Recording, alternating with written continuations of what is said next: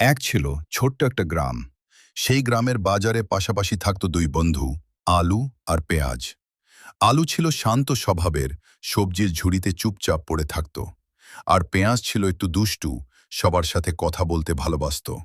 একদিন পেঁয়াজ বলল, দেখো আলু, আমরা দুজনই খুব গুরুত্বপূর্ণ, কিন্তু মানুষ আমাকে কাটলে কাঁদে আর তোমাকে খেলে খুশি হয়।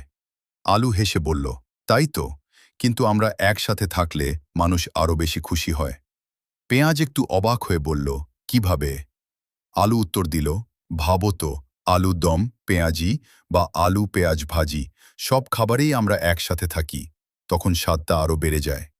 পেঁয়াজ কিছুক্ষণ চুপ করে রইল, তারপর হাসতে হাসতে বলল, তুমি ঠিকই বলেছ।